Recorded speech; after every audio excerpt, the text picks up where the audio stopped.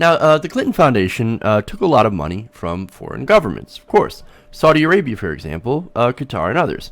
Now, thanks to WikiLeaks, we know that giving this money helped, in some cases, get people access to Clinton while she was at the Secretary of State. That's not a good thing. We've reported on that. Definitely not in favor. That was one of the huge problems with the foundation. Now, on the other hand, you also had the Trump Foundation, which was probably worse. I mean, they spent donor money on stuff like a Tim Tebow helmet. But anyway, now look, during the campaign, Donald Trump and his surrogates decided to jump all over the Clinton Foundation. Rightly so. Look, and I also jumped on the Clinton Foundation. I just told you that they were essentially selling access to Hillary Clinton at the State Department. That's wrong. That's wrong. That's wrong. Now, one of those surrogates that jumped on board to criticize Hillary Clinton was Rudy Giuliani. He was very, very, very critical of the Clinton Foundation, saying that this was a pay-for-play operation. Now, in some respects, he was actually right. Now, I want to go to a short video of Rudy Giuliani talking about the Clinton Foundation during the Trump presidential campaign. Let's take a look. You are watching unfold is going to be like the Teapot Dome scandal was in the 1920s, and maybe bigger. It's going to be bigger than Watergate.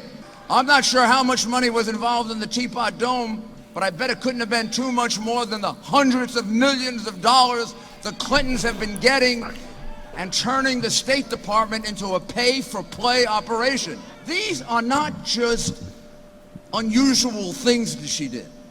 These are not just stupid things that she did. These are not just accidental things that she did. This is a woman who has committed numerous serious federal felonies. Oh, it's going to be worse than, it's going to be bigger than Watergate, man. Watergate. I don't know, that's a pretty high bar, okay?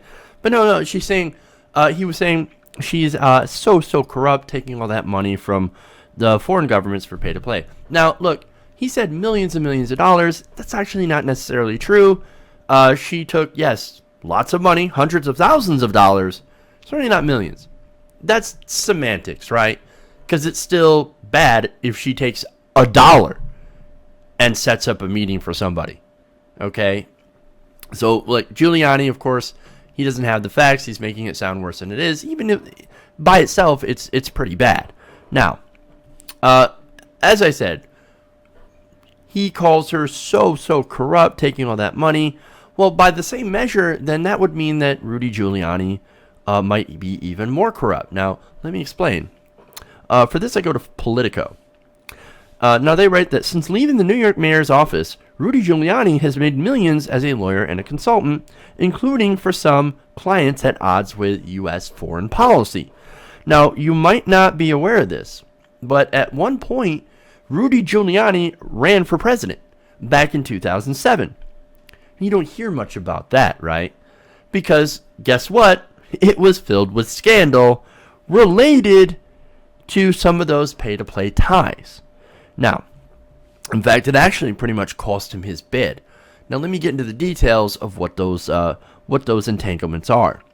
Now, in 2011, an exiled Iranian political party called the Mujahideen al-Khalq, also known as the MEK, paid Rudy Giuliani to give a speech in Washington calling on the State Department to remove the group from its list of terrorist organizations.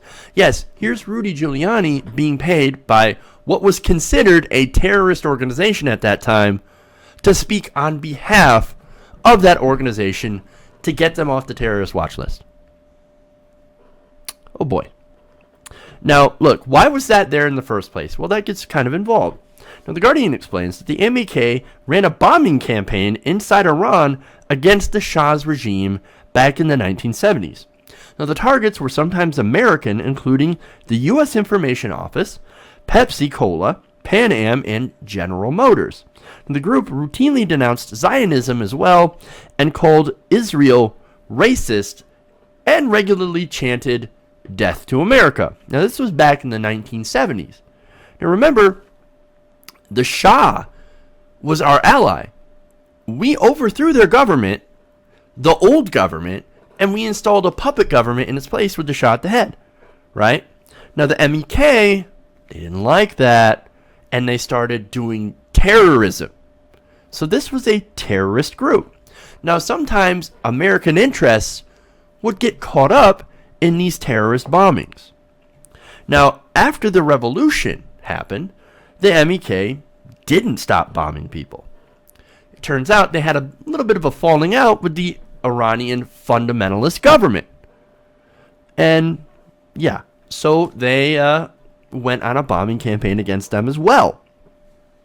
Now, the State Department at the time described the MEK as, quote, cutting a swath of terror across the country in the following years and of violent attacks in Iran that would regularly victimize civilians. Now, since the 1981, the MEK have claimed responsibility for murdering thousands of Iranians they describes as, quote, agents of the regime. Now, at some point, they ended up leaving Iran. And where did they go? Well, they went to, naturally, Iran's enemy, Iraq. Iraq, which was headed up by Saddam Hussein. In fact, they ended up being funded directly and armed, given weapons, by Saddam Hussein himself. You know, the guy whose country we invaded and who we eventually executed. Yeah, that's Saddam Hussein. Oh boy. Now, the MEK did change their ways.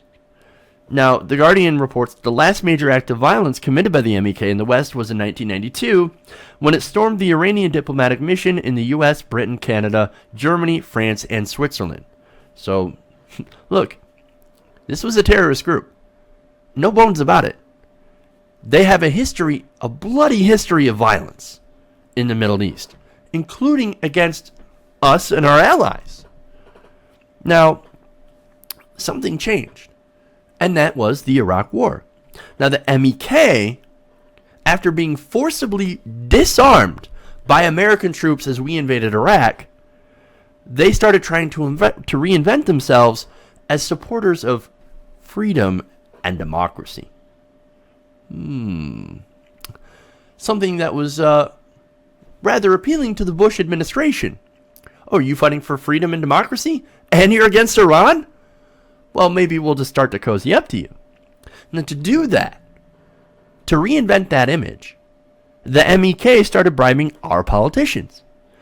Now, The Guardian notes that 2 decades ago, the State Department identified the MEK as running what it called a, quote, determined lobbying effort among Western parliamentarians. To conduct its propaganda campaign, the group has established offices through Western Europe, the United States, Canada, Australia, and the Middle East. Through such efforts, the MEK attempted to transform the Western opprobrium for the government of Iran into expressions of support for themselves.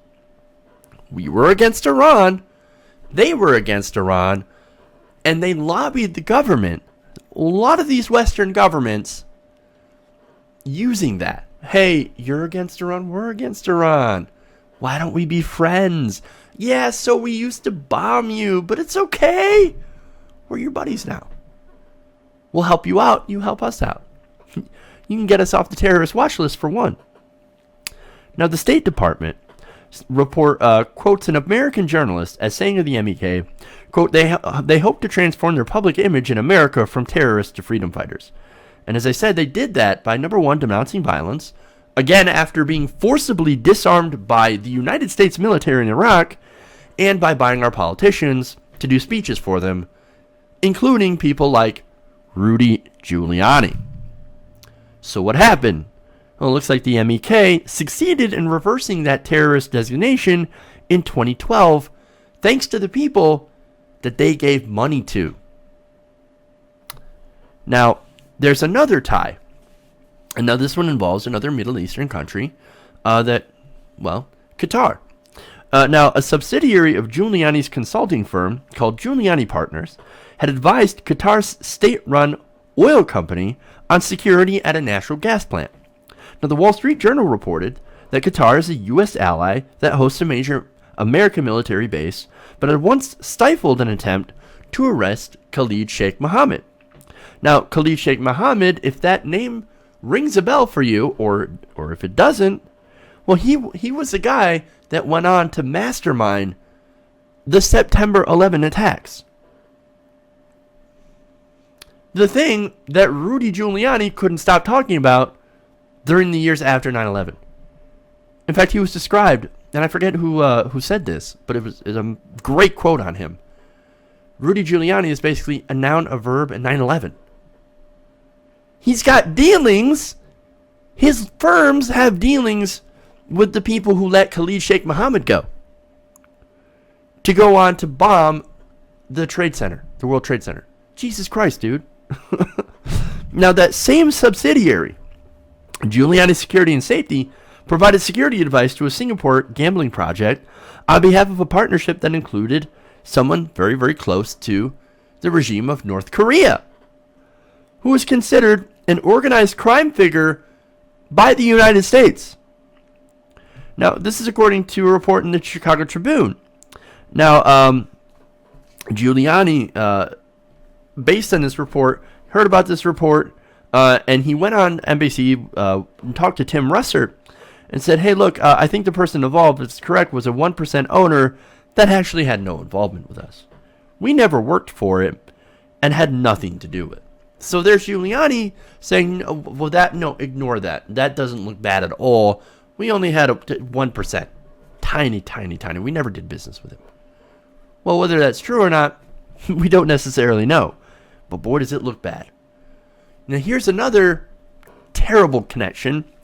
But this one might not actually upset Republicans. Giuliani and partners also advised TransCanada, which sought to build the Keystone XL pipeline. Now, Obama rejected that pipeline, but now that we have President-elect Trump, one of his promises is to open up the oil. He's going to build the Keystone XL pipeline. No doubt. And he came out and he already admitted it. Yeah, we're going to build the pipeline. Oh, you didn't want it before? Too bad. You're going to fucking get it.